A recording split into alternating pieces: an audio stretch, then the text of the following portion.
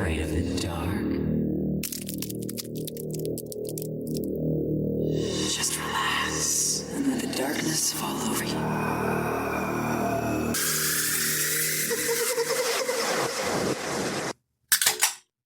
Welcome to Afraidish, a podcast where we take a deep dive into the history and paranormal while enjoying some tasty adult beverages. From ghost sightings to hauntings, urban legends and cryptids, let's get weird and afraid-ish together.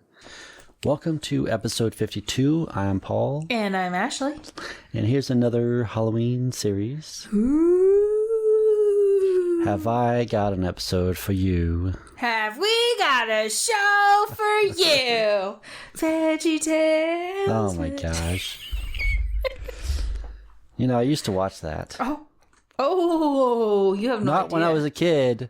When I was a teenager. You know, teenagers watch things all the time. You know, weird.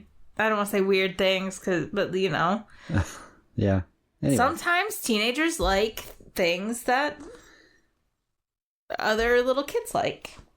It's weird. Anyways. Yeah, you know, but I grew up in that world. Yeah. VeggieTales was somehow always on approved watch list, no matter what church we went to.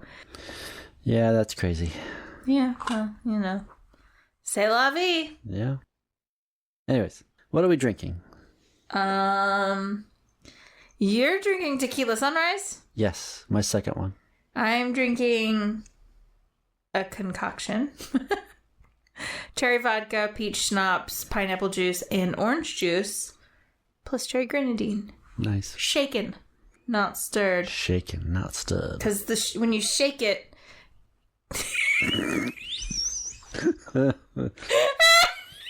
when you shake it, it frosts the pineapple juice. Makes it a little foamy. Nice. What she actually shook her hand to a podcast. Audio podcast. I'm talking to you, though. I know. But also, it was the jerk-off motion, so nobody needs to see that. Jack off hands. Anyways. I talk with my hands. You should see me. I record tomorrow night with Hot Mess. You should see the amount of times I hit my microphone. And it's like nodding your head on the telephone. Yeah. Anyways, let's get started because this might be a long episode. Okay. Here are 5 fun facts about hysteria. Ooh. 5 fun facts. Number 1. The term hysteria comes from the Greek word hystera, meaning uterus. Ancient Greek physicians, like Hippocrates, believed that a wandering uterus caused hysteria. Same. They thought the uterus could move around the body, causing various physical and emotional symptoms. If that's the case, my uterus is a rambling man. Yeah. You are hysterical, that's for sure. Oh, you better check yourself. Number 2. According to the ancient theory, the cure for hysteria often involved coaxing the womb back to its proper place. Through Some suggested bizarre remedies, such as inhaling pleasant-smelling substances or even applying strong scents to different parts of the body to guide the uterus back home. Okay, it has nothing to do with the uterus, but aromatherapy is a thing. Yeah. So they were onto something there. I'm not laughing that the Greeks thought this because ancient civilization, they did not know what we knew now, what we now know, that the uterus does not roam. So, you know, kudos for creativity. Yeah. But aromatherapy really does work. Yeah. That's pretty wild, though. Yeah. Wandering uterus. Oh. My uterus has been everywhere, man. Across the deserts and there, man. Yeah. Number 3. In the Victorian era, one of the treatments for hysteria involved manual pelvic massages performed by doctors to induce hysterical paroxysm, which we now understand as an orgasm. This led to the invention of the electric vibrator in the late 1800s as doctors sought more efficient ways to administer it led to the invention of the fucking machine. Have you seen the machines that they, like, that horse saddles? Insane. Yeah. Anyways, so thanks to them, we now have the vibrator. It would have been invented with or without the Victorians, and I would just like to forget everything that ever happened during the Victorian era. It was just a terrible time for humans. Yeah. Same as today. Today is also a terrible time for humans. Can we just not? Well, if a guy was tired of his wife, he could just send her to an asylum.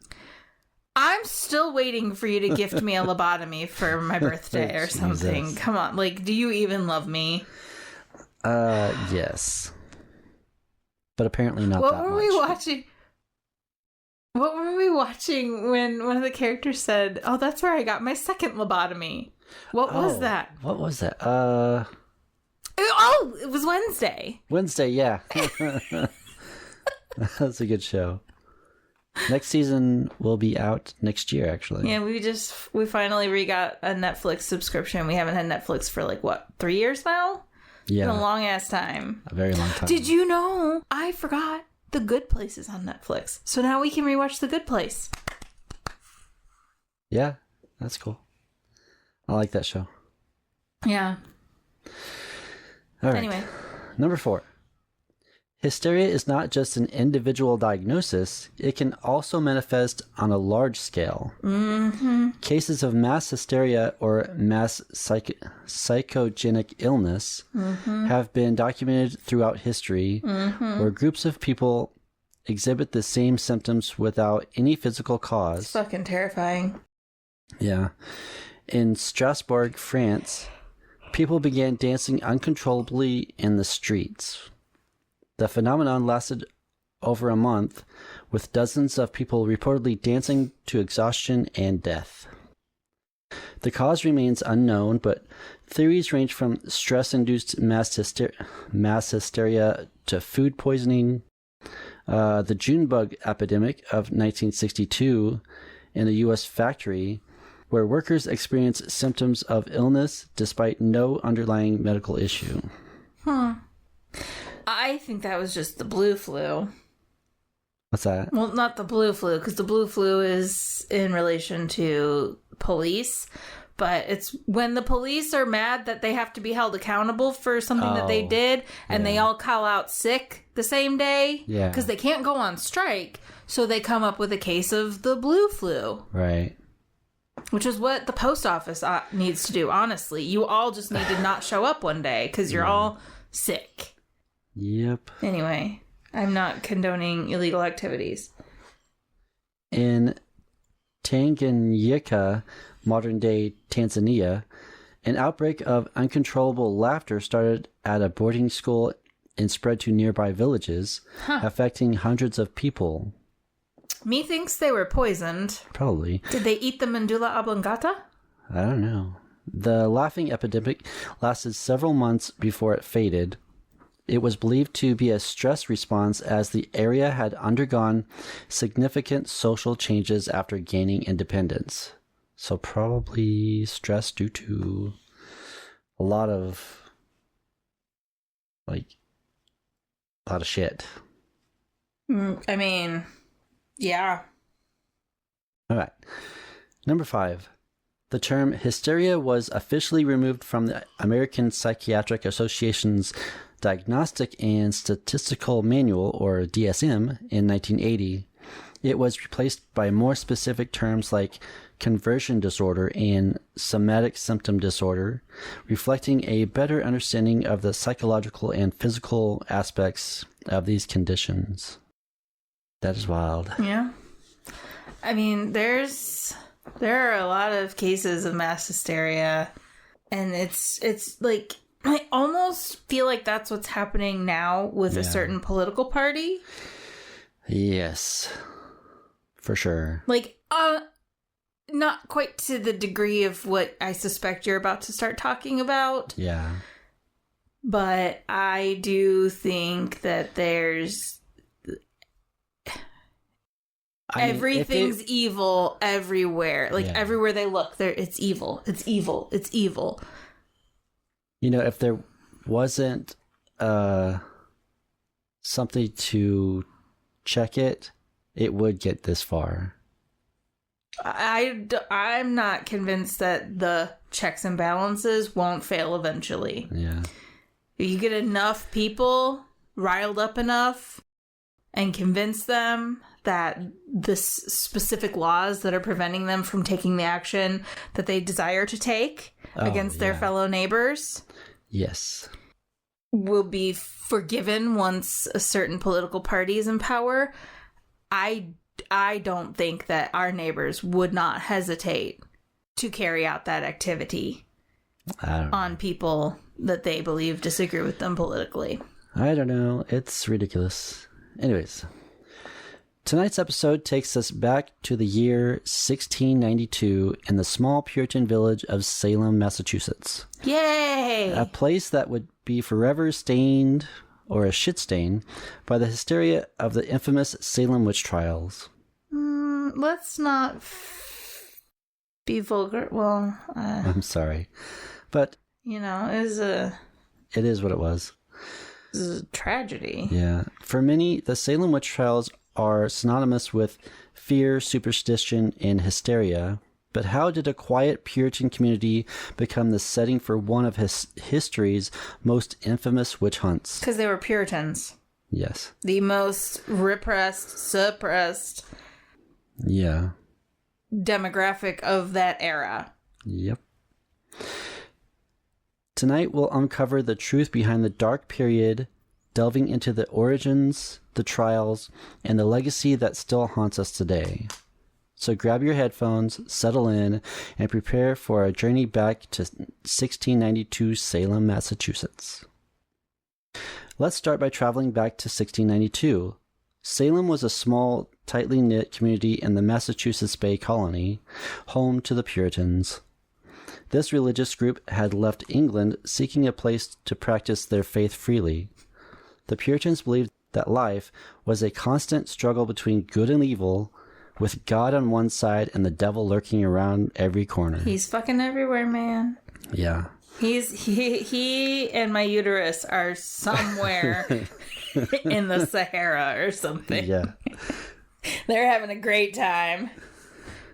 For them, witchcraft was a real and present danger, a sign that Satan was at work. Fun fact. Not fun fact. Fun personal opinion. If you actually read the Bible, Satan's the good guy. Yeah. Well. Yeah. I mean, read the Bible. Basically, wasn't it the devil that gave us free will? I don't know. Pretty much. I don't know. The devil was the one who was like, hey, this situationship you guys got going on with that guy is abusive. Yep. And I'm going to show you. Eat this apple, and we'll find out just how abusive he is. Yes. Boom. Anyways. Living under strict religious codes, the people of Salem were deeply suspicious of anything or anyone that strayed from their beliefs. They saw themselves as God's chosen people tasked with creating a city upon a hill, a beacon of moral righteousness. The second you start thinking that you're morally superior to other people is the second you stop seeing those other people as human beings. That's true. But like any small, isolated community, Salem had its problems. Tensions were high, property disputes were common, and there was a growing rift between the more affluent residents of Salem town and the struggling farmers of Salem village. Affluent. Yeah, that's what I said. You said affluent. Affluent. Ladies and gentlemen. Affluent. Anyway. I was trying... Anyway, there were two Salems, Salem Town, which was more prosperous and coastal, and Salem Village, which was more rural, isolated, and destitute. This division played a crucial role in the trials, as many accused came from the more isolated village. This community was ripe for conflict, and things didn't take long to boil over. In early 1692, two young girls, Betty Paris and Abigail Williams, began to exhibit strange and disturbing behavior. Because they were fucking kids. They would scream, contort their bodies, and make bizarre noises, behavior that had no apparent medical explanation. But what if it had a psychological explanation? What if their parents were abusing them or something? Yeah. Or even something as simple as neglect? Yeah, I'll get there. Okay. Yeah. Trust me, I got all the things. Okay. When a local doctor examined them, he concluded that the girls were bewitched. From that moment, a chain of events was set into motion that could lead to the accusation, trial, and execution of 20 people. But before we get into the details of those terrifying months, let's dig deeper into the world these people lived in. Imagine you're in Salem Village in early 1692. The community is quiet, the days are cold, and a sense of unease lingers. In Reverend Samuel Paris's home, a disturbing scene unfolds. 9-year-old Betty Paris, his daughter, and 11-year-old Abigail Williams, his niece, begin acting in ways no one can explain. They convulse, scream, crawl under furniture, and have fits that terrify everyone who sees them. Reverend Paris was at a loss. The girls' behavior was strange, unsettling, and had no cause. I bet he beat the shit out of them. Probably. Desperate, he sought the help of local physician Dr. William Griggs. After examining the girls, Dr. Griggs made a suggestion that would send shockwaves through the village. The girls were under the influence of witchcraft. Oh, no! This wasn't a simple diagnosis. In Puritan Salem, where life was governed by a strict religious code, this kind of suggestion was both terrifying and compelling.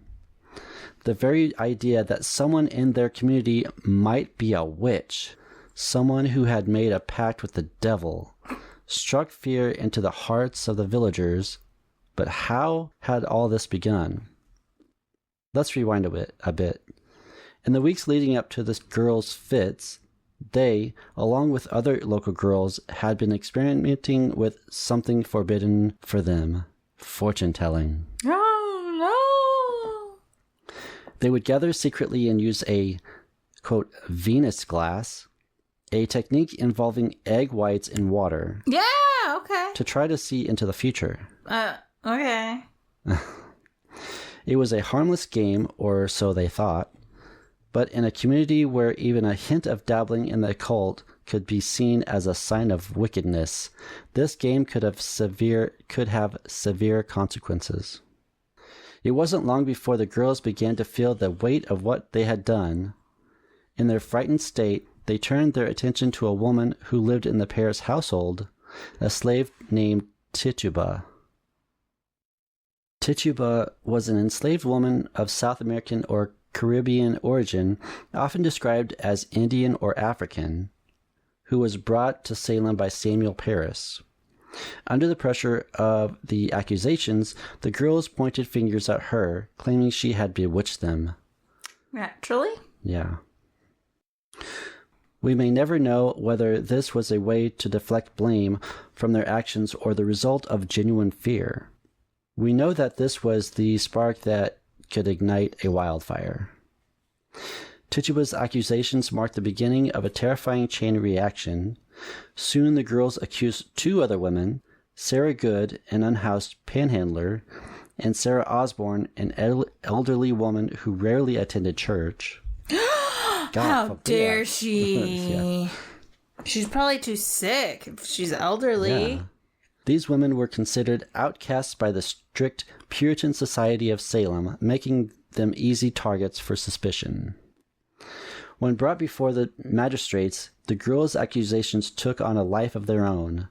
In a packed courtroom, they would scream, writhe, and claim to see the apparitions of the accused women tormenting them.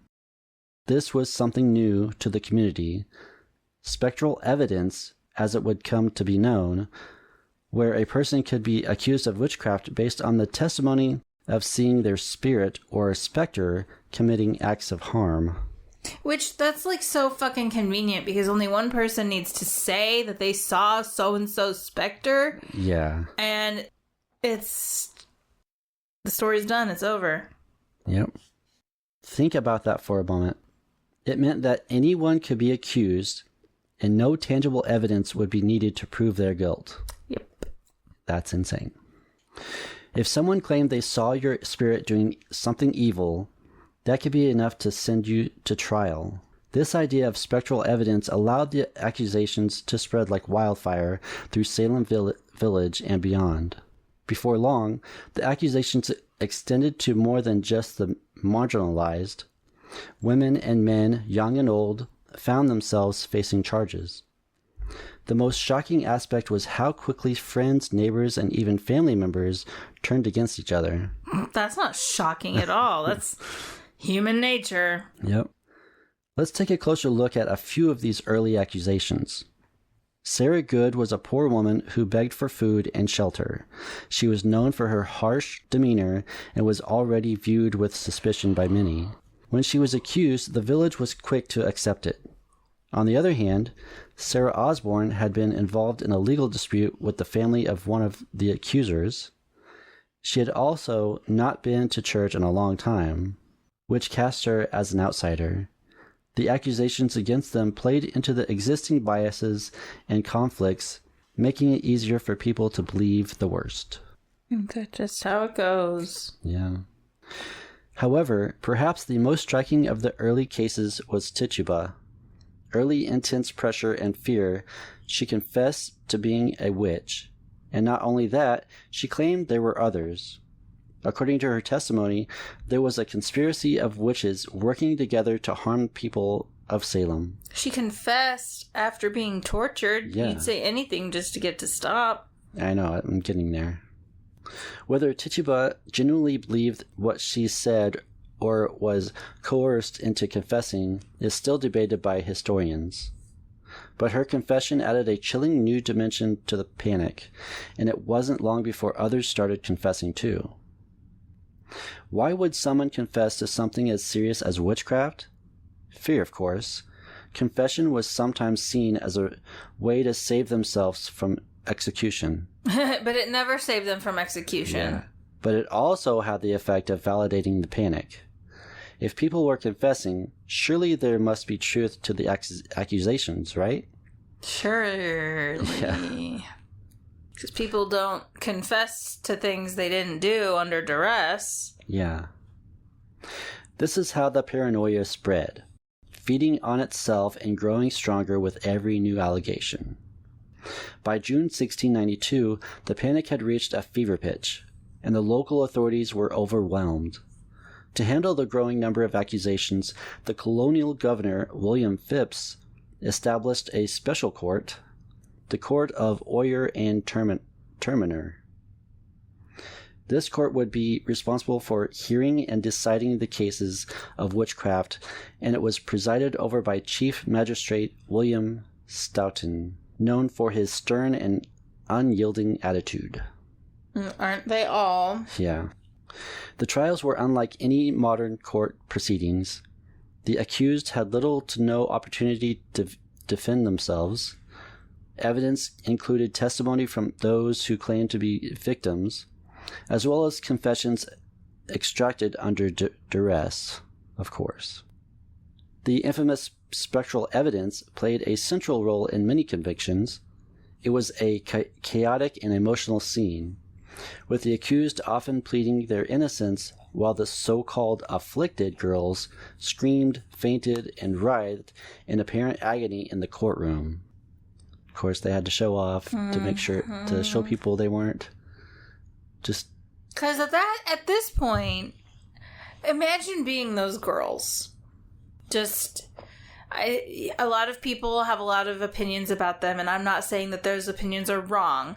I'm just saying, look at it from this perspective. They're growing up in an extremely high control environment. Yeah. One of them, it's their father, is the Reverend. Yeah. And the other one, her uncle, is the Reverend. Yep. I can only imagine what it would be like growing up in a Puritan Reverend's household in colonial America. Probably one of the more stricter households. And abusive. Yeah. Physically, mentally, and where all of the abuse is happening in this house. That's sexually, probably, because the sexual repression. These girls did not have an easy life. No. Then they start experimenting with fortune telling. Yeah. With their friends and start feeling immensely guilty about it. And then they start acting out. Yep. Having these, quote, fits. And then the adults in their lives start taking things way too seriously. And now these girls are in over their head. So either they have to come forward and admit that they lied about being bewitched by Tituba. They lied about the fits and risk punishment of their own. Yeah. Or they have to perform to keep the heat off themselves. Yeah, they gotta play it out. I'm not saying that's right. I'm just saying, like, that's gotta be what was going through those girls' head. Yeah. At that time. Like, well, it's either them or us. Yeah, it's crazy. One of the most notable cases was that of Bridget Bishop, a local woman who had a reputation for being somewhat rebellious and outspoken. Oh. She was the first to be tried, found guilty, and executed. Her trial set the precedent for the others that followed. In total, the court would send 19 people to the gallows. Let's look at the story of Rebecca Nurse, a 71-year-old woman known for her piety and kindness. When she was accused, it shocked the community. The jury initially found her not guilty during her trial, but the court pressured them to reconsider the verdict. Yeah, it's the court, crazy. meaning the judge. Yeah. The jury reversed the decision, and she was sentenced to hang. Her case is a powerful example of how the trials disregarded justice, driven instead by fear and paranoia. Well, if you think about what happened half a century before in Europe, in mainland Europe, I mean, the entire 17th century, even the latter half of the 16th century, was fixated on this notion of witches live among us. Fucking King James the First of England, the Sixth of Scotland, wrote a book on witch hunting. Oh yeah, that was fucking crazy. I mean, because he was trying to marry the Danish princess, and a storm blew her ship off course, causing them to have to turn around. So naturally, it was witches who didn't want he was the Scottish king at the time. Elizabeth I hadn't died yet. Or maybe he was the English king by then. I don't know. Anyway. Naturally, it was witches. They didn't want the Danish princess to marry the Scottish king. So then he just starts just killing people left and right. Yeah, it's crazy. For witchcraft. Because of a storm. Yep. As the trials continued, it became clear that no one was safe. Ministers, wealthy landowners, and even the wife of the governor's close associate were accused. For the people of Salem, it felt like living in a nightmare where anyone could be the next to face accusations. As the summer of 1692 turned into autumn, the witch trials had reached a critical point. 19 people had been executed, and more than 100 others sat in jail awaiting trial. Fear was pervasive, and no one in Salem felt safe. But beneath the surface, something had started to change. There were signs of doubt, and even those who had initially been fervent supporters of the trials were beginning to have second thoughts. That's a little too late. One major factor in the shifting tide was the increasing skepticism about the use of spectral evidence. Throughout the trials, many of the convictions had been based on this kind of testimony, where witnesses claimed to see the ghostly apparition or specters of the accused committing acts of harm. I mean, think about it. You don't like your neighbor. For whatever reason. Land dispute, right. Yep. Turn down your proposal or whatever. They have nicer cows than you, more chickens. For whatever reason, you dislike your neighbor. So you go to the magistrate and you say, I saw so-and-so's ghost. Their spirit was in my bedroom last night, and they were trying to XYZ. Yep. And boom. You no longer have a problem neighbor. You can buy the cows when they sell off the estate. Or however they fucking handled that shit back then. Yeah. It's fucking crazy. However, as the accusation spread to more respected and influential community members, including people like Martha Corey and Rebecca Nurse, the validity of spectral evidence came under scrutiny. In October 1692, Reverend Increase Mathers, his name is Increase. Those fucking names, I tell you. Names, Puritan names in the 17th century were just something else. Yeah. We got nouns, we got verbs. It's crazy. Anyways. Reverend Increase Mather, the president of Harvard College and one of the most respected Puritan ministers in New England, spoke out against the use of spectral evidence. He delivered a powerful sermon titled Cases of Conscience Concerning Evil Spirits, arguing that it was better for 10 suspected witches to escape than one innocent person to be condemned. Thank you, Reverend Increase. He warned against the dangers of using unreliable testimony and the need for more concrete evidence in such severe cases. His words carried weight. Soon after, Governor William Phips took a decisive step.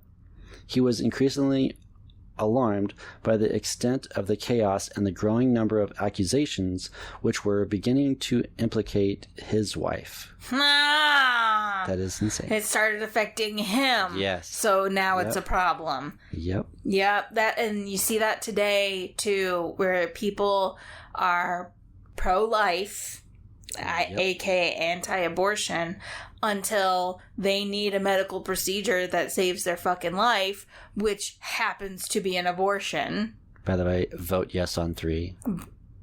Yes. Anyways. And then now all of a sudden they're like, well, there are maybe actually some valid cases for why someone might need to have an abortion. Yeah. And the whole late term, I know, I'm sorry, the whole argument against late term abortions, people don't choose at 7 months pregnant to just be like, oh, you know what? I actually don't want to have this baby. Yeah, late term abortions happen, but they're always because either the baby dies in utero or some other usually the baby's already dead. Like most of the time the baby's already dead or dying, but usually the fetus is dead. Yeah. And they have to perform a medical procedure, also known as an abortion, in order to clean out the dead fetus. Yeah. Yeah, it's not a thing to get a late abortion unless the medical issues. And it's not a thing that when babies are born, they get executed. Like a certain person said. And people don't use abortion as birth control. I know I had someone tell me that they were in an abortion clinic because of a medical condition that needed to be treated with an abortion. The pregnancy failed. It was a thing. And while they were in the clinic, a woman walked in and the clinicians knew her by name and were greeting her like, "Hey, Susie, how you doing?" And I had to stop and be like, "You understand that most abortion clinics are not abortion clinics. They are women's health clinics. Yeah. They perform pelvic exams. Yes. They perform breast exams. They provide Pap contraceptive smears, all that medications, stuff. pap smears." There could be any number of reasons that somebody could walk into a, quote, abortion clinic Yes. and be known by name by the staff that Yeah. have nothing to do with terminating unwanted pregnancy. Yeah. I'm sorry, that's my soapbox for today. Well, if you get 10 done, you get the next one free, so. Sorry. You know, That was from a... maybe I should... There are no abortion clinics around here, No. but when 3 passes and abortion clinics start opening back up, I should collab with them. Yeah. What we're talking about is, on the ballot, number 3 is ending the abortion ban in Missouri, which... Vote yes. I don't give a Yeah. shit. I chose twice not to have an abortion. Yeah. I could have had an abortion twice, and I chose not to. That does not mean that I get to decide for anyone else. Women's bodies belong to themselves. Also, If you vote no on 3, you're basically voting for forced pregnancy. forced pregnancy and... I hope that you're pressuring your Congress people to have more comprehensive public welfare Yeah. programs for these children that are going to be born to parents who neither want nor can afford them. And can you imagine being born in a family where you were not wanted? That is... The neglect, the abuse, the misery, and then the argument, well, if your mother had had an abortion, you wouldn't be alive. I wouldn't fucking know. Yeah. I would not know. I would have no idea. I would be living in blissful pre-life ignorance. Yep. Wherever souls, if the soul is real, wait before they're born. I'd have no idea. I just And don't neither understand would you. people who want to control other people's bodies like that. I don't know. I cannot comprehend. And no, it's not the same as guns. No. I'm not, Absolutely not. The number one cause of death among children is not abortions or drag queens, it's guns. So, okay, bye. Go back to your story. Yeah. Sorry. Anyways, we need to go see a drag show. I'm down. Yeah, Anytime. Although I won't go downtown at night that's right. because downtown at night. But Anyways, I don't know. in response to the mounting pressure, Phipps ordered the immediate suspension of the Court of Oyer and Terminer. The court, which had been responsible for handling the witchcraft cases, was effectively shut down, putting an end to the trials that had devastated the community. Governor Phipps replaced the court with a new body, the Superior Court of Judiciary? Judicature, Oh. which no longer accepted spectral evidence as valid. When this court convened in early 1693, it cleared the dockets of witchcraft cases. I wonder what my specter does when I'm astral projecting in my sleep. Well, you fucking haunt me, probably, in my dreams. If Just kidding. I would not be haunting you. Let's just... You probably play up my butthole. I don't know. Anyways, What? I'm just kidding. Although some of the accused were still found guilty, Phipps quickly pardoned them and no further executions took place. This marked the official end of the Salem Witch Trials. But what had caused this sudden reversal? While increased Mather's influence was crucial, other factors were at play. The growing number of accusations had stretched the community's patience to its limit. Prominent families were being implicated, and the very fabric of society was at risk of unraveling. I love it. They were probably, in the beginning, they were like, yeah! Yeah, until You're it happened a to witch. them. And then it's like, oh, wait, maybe I know I'm not a witch. Maybe she wasn't either? Yeah. It's amazing what empathy will get you. Yep. The panic that had driven the trials was beginning to subside. And in its place came a deep sense of regret and shame. Honestly, they deserve to feel all the shame. Like, oh, yeah.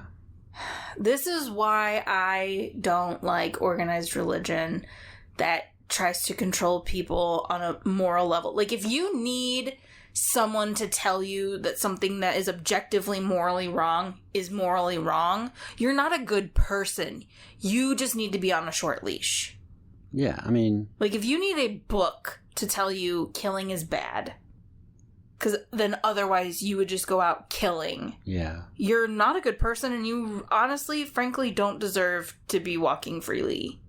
Yeah, it should be or, given. You know, rape is bad.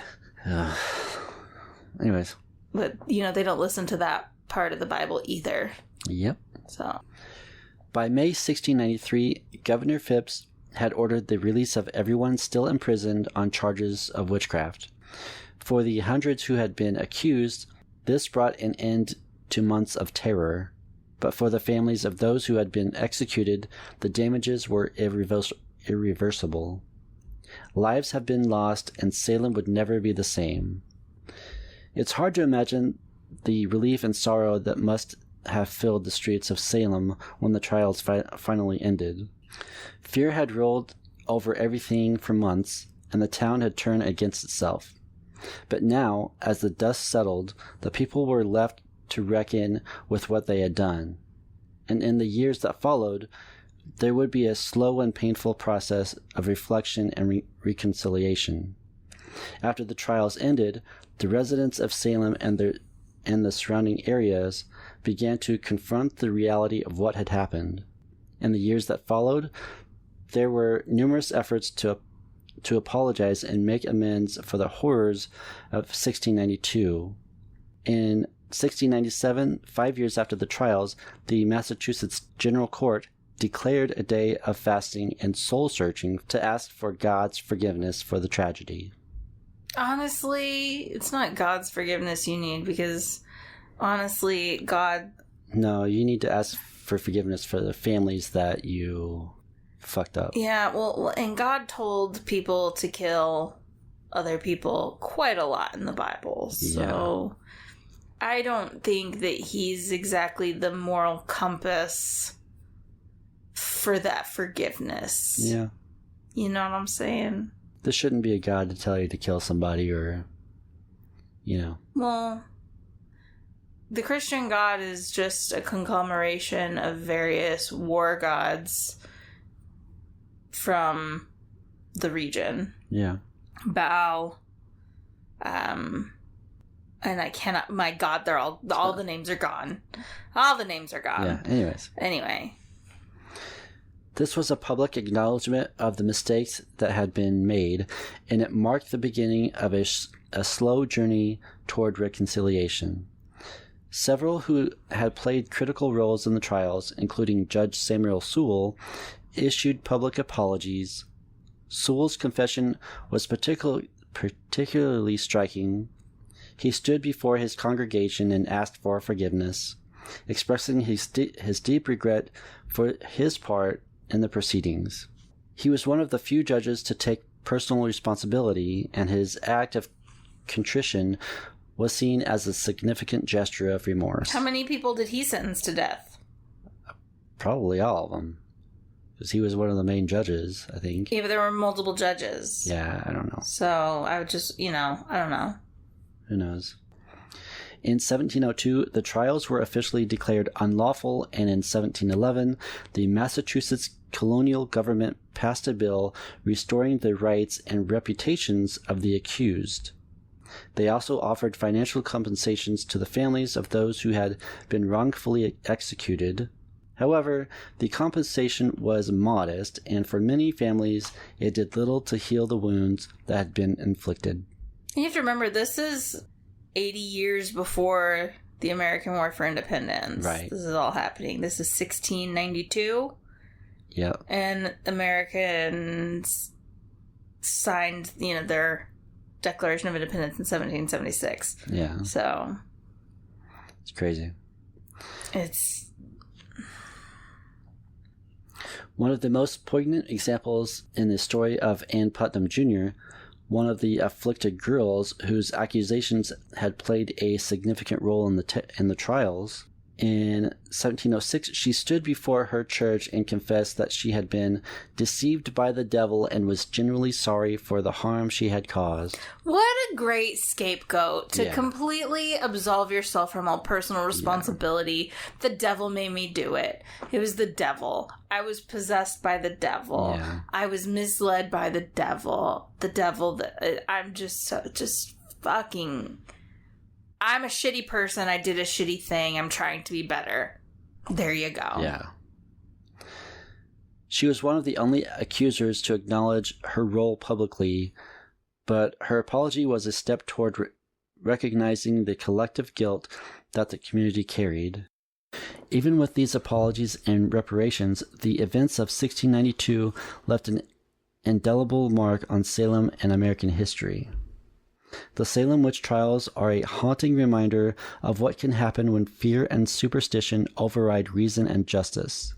It's a story of how quickly a community can descend into chaos and how easily people can turn against one another when they are gripped by panic. And, I think in a lot of cases, I touched on this before, if you don't like your neighbor for any reason, a lot of this was either personally or financially motivated. Oh, yeah. Somebody had something that either you wanted or you didn't want them to have. What better way than to get them out of the picture completely? Yep. But it's also a story about resilience and the capacity for change. Ultimately, the people of Salem confronted their mistakes, acknowledged their wrongs, and tried their own ways to make things right. Though it took years, the truth emerged, and the power of rational thought began to reclaim its place over fear. With the trials officially ended and the accused exonerated, the town of Salem and the world were left to make sense of what had happened. We've traveled back to 1692, walked through the dark streets of Salem, and listened to the stories of fear, accusations, and ultimately redemption. If you could say that. The Salem Witch Trials remain one of the most haunting episodes in American history. They remind us of the dangers of mass hysteria and the importance of safeguarding justice even when the world around us is gripped by fear. Thank you for joining me on this journey into the past. I hope you found this episode as thought-provoking and enlightening as I have. If you'd like to learn more about the Salem Witch Trials, there are countless books, documentaries, and even museums dedicated to preserving the history of what happened. Yeah, those who forget history are doomed to repeat it, and I see that happening a lot. We have a severe war on education happening in our country right now. Yeah, and there's so much uneducation, and honestly, a lot of the people are people who were homeschooled or private schooled, yes. i.e. church schooled. Yeah. I know for a fact, when I went to church school, I was taught zero accurate history. It was all history. Like, if we covered history, it was from a biblical perspective. Oh, yeah. The Roman Empire from a biblical perspective. And obviously, the biblical perspective of the Roman Empire is that the Roman Empire was the people that killed Jesus. Yeah. Not the fact that they were a colonizing, oppressive force in the Mideast at that time. Yeah. They talk about that, but it's like the focus is that they killed Jesus. Yeah. There's a lot of misinterpretations or misguidance through schools like that. Yeah. I see a lot of that happening where that's what I do. I get high and I research things. Yeah. I have ADHD. Yeah. I am going down rabbit holes. I consume so much history content. Yeah, you do. And I am very particular about the sources I consume the history content through. They are people that are individuals who either work in the field or are in the process of obtaining their PhD in the field upon which they speak. These people are educated These are people that have access not just to hearsay, but actual, what they call primary sources. So diary entries of people that were directly involved. If it's a time period where there was a newspaper, any newspaper articles, which those mostly completely unreliable because newspapers sensationalized everything to sell papers. But there is a lot of interesting context that can be inferred from those types of sources to kind of see the mindset of the people the events were unfolding around. Yeah. I don't just go on like weird history on YouTube. They're super popular. They've never put out an accurate video. Huh. Like everything, they have little bits of accuracy, and then the rest, it's like they didn't even read the Wikipedia article. They just skimmed it and then made shit up. Yeah. That's crazy. Be careful about your sources for sure. But like, that's what I do. I research things. I was watching Amy's Crypt. We love Amy's Crypt. Right. They did the, I can't remember the name of the castle, but it was the, quote, Blood Countess's castle I think it's in Hungary or the Czech Republic. Elizabeth Bathory, the Blood Countess, allegedly killed like 300 virgin girls from the surrounding area. I guarantee you, and they were all noble girls. They were all noble girls. I guarantee you, there weren't even 300 noble families. Within 1,000 miles. Okay, maybe 1,000 miles, but you know what I mean. Like, there's no way she's farming her area where she lives for these noble virgins to kill them and bathe in their blood. She was a powerful, wealthy woman who was single because her husband had died, both leaving her his rank and his properties, but also she came from a powerful family. I think her uncle was the king or something of Hungary. I don't remember. She was a very connected, well-off woman that had a lot of money and personal power. And men didn't like that. Yeah. So they made up this story about her killing all the virgins in the village. Yep. And how she tortured them and bathed in their blood. And allegedly there was she kept a ledger with the names of all of her victims. Nobody has ever found this ledger. It doesn't exist. It never did exist because she never killed any virgins. She never bathed in anyone's blood. She was just a woman existing in the wrong place at the wrong time around the wrong group of men.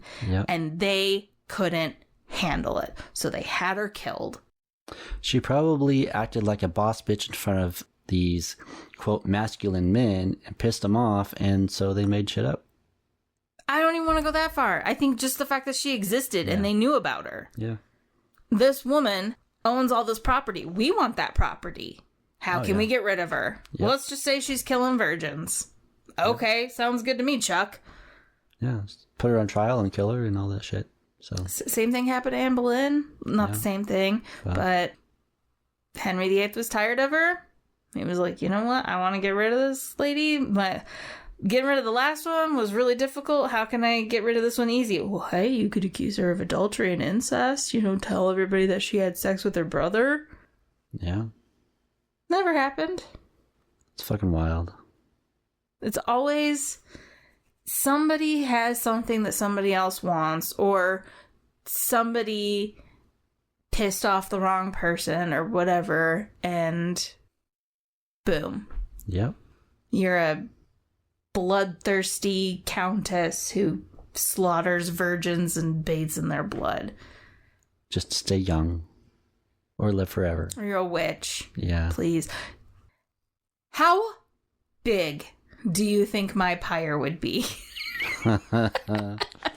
Yeah, like how much wood, just like for insurance purposes, you'd think that they would just stack make sure this bitch burns, make sure she's dead. We're not running out of fuel for this one. It's crazy. I don't know. I think my pyre would probably be the size of our house. Probably. Just push you on the roof and just light it up.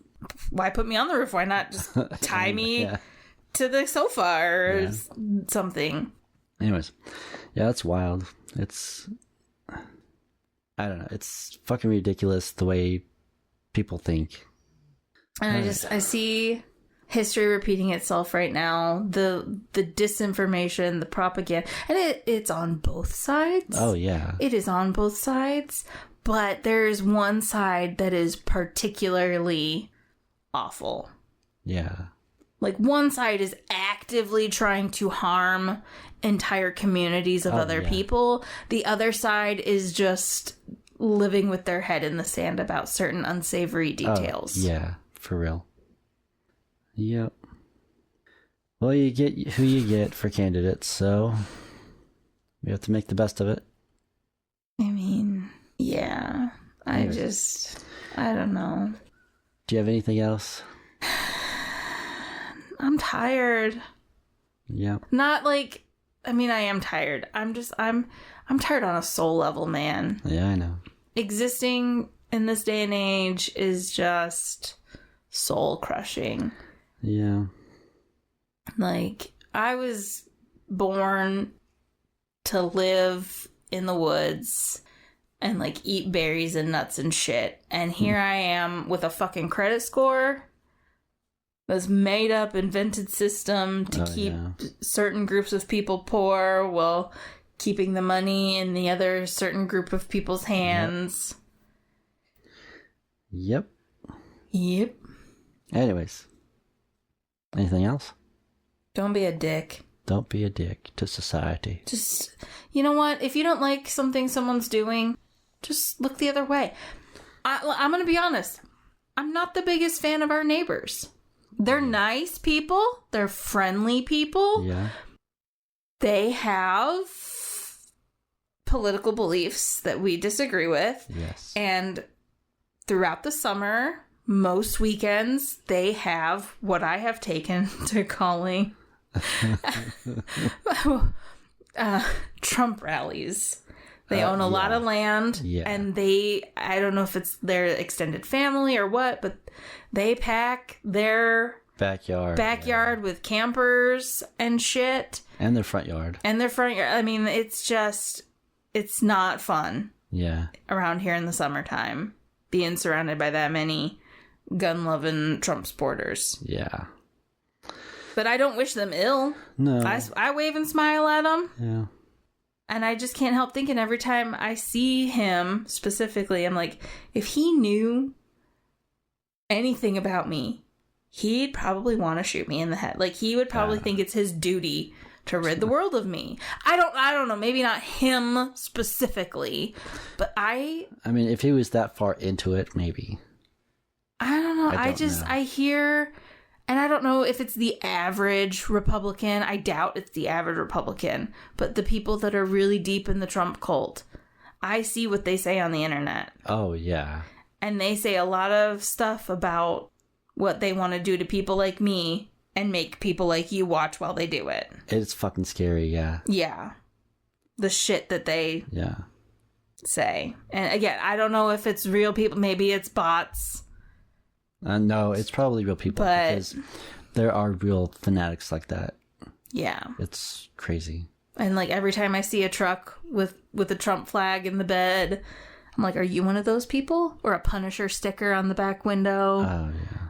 Or a man in a store wearing... If I see a man, I don't care what you look like. If you're wearing a Punisher shirt, I am hightailing it the opposite direction of wherever you are. Yeah. And I will avoid you the entire time I'm in the store with you. Yep. Because I know what kind of person you are. Yep. And even if you're not that kind of person, don't wear a shirt that insinuates that you're that type of person. We all know what the Punisher means now. Yep. It's like the don't tread on me flag. It was never about anything other than white men who thought that they had rights to certain things. So they cried that the government was treading on them and taking their rights away when they told them that they were not allowed to have people as property no more. Yeah. But I think that we should take I think we should adopt the "Don't Tread on Me" flag. And there are people, like, it says "No Country for Old Men." Yeah. I don't think that that's quite... I think that that's too... It's great. I don't get me wrong. I like that. I like those flags. I think that we just need to, as a whole, start appropriating their their culture, let's say. Change that shit around. Yeah, like, because if they're treading on anybody, it's women. Yep. It's people of different ethnicities. Yep. It's people of varying sexualities and sexual orientations and gender identities. And the people doing the treading are such a small group of people, and they're all the ones complaining about being treaded on. Yep. So I think the people that are being actually tread on, you don't count. I know. Should take up the mantle of "Don't tread on me." Stop treading on me, bitch. Yep. It's a crazy world. It's a crazy world. Anyway. Sometimes I just want to, like, go ham, and, like, in the summertime at the 4th of July, I just want to decorate the front yard patriotic as fuck. But then do, like, pride flags and, like, all kinds of, like, political signs and shit. We should do that. And just be like, I'm a patriot. I want the country to actually be good because I live here. I can't leave here. Yep. Anyway, sorry. That's my second soapbox of the night. Let's finish this up. Alrighty. I hope you guys liked this episode. It was very enlightening, actually. I mean, if you didn't know about some of this stuff, now you do. Hopefully you understand that the ideas back then have changed for the most part for most of us. You know, there used to be this saying, "I am the granddaughter of the witches you couldn't burn."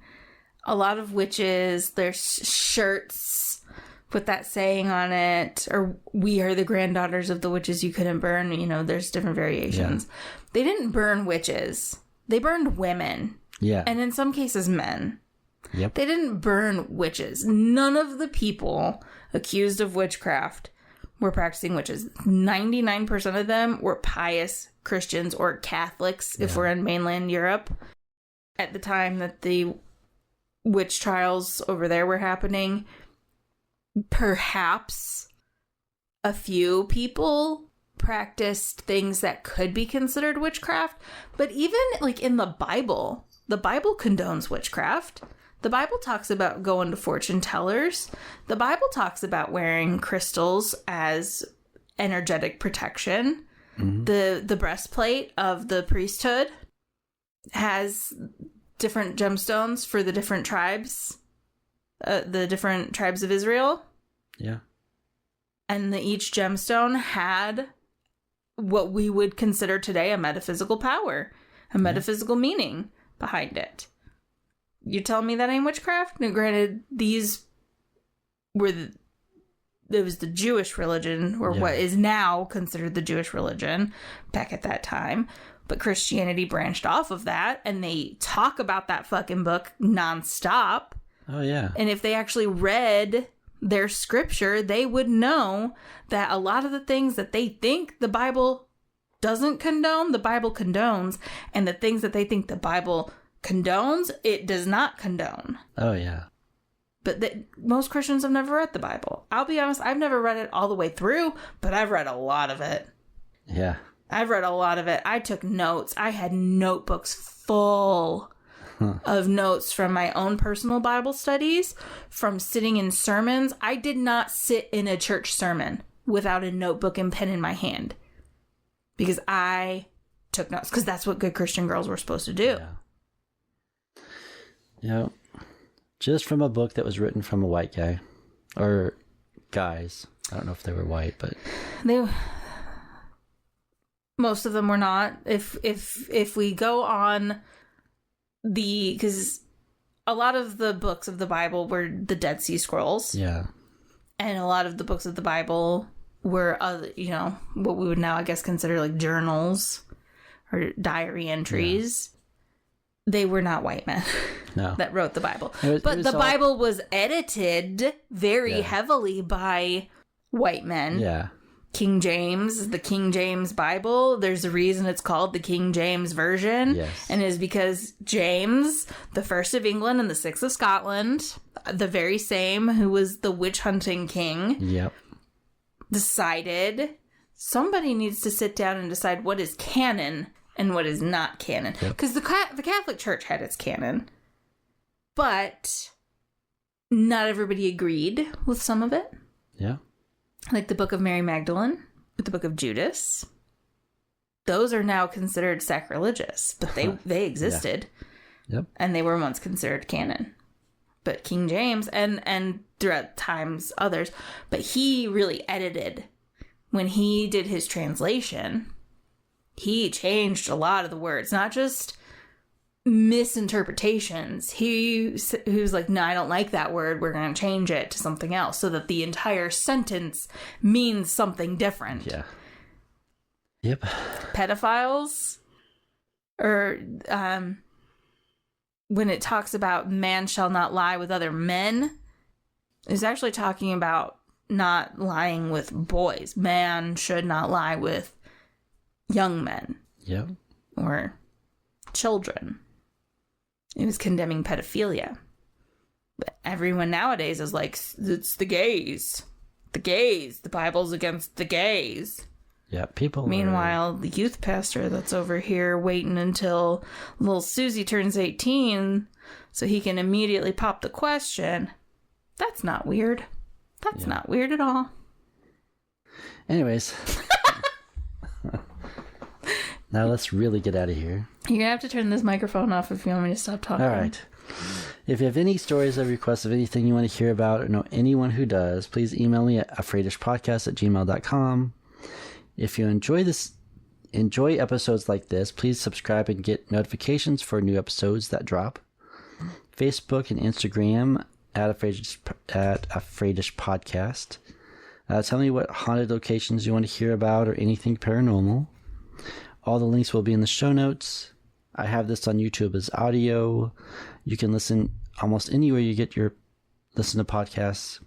Also rate and review on Apple Podcasts and rate on Spotify. 5 stars, please. And remember, the world is full of mysteries just waiting to be uncovered. Whether you're a skeptic or a believer, there's always something new to discover. And sometimes, the most unexpected places are the most haunted. Until next time, don't be afraid of the dark. Be afraid-ish of what's in it. Bye. And it's me. I'm in the dark. Be afraid of me. Bye. Bye. Jack off hands.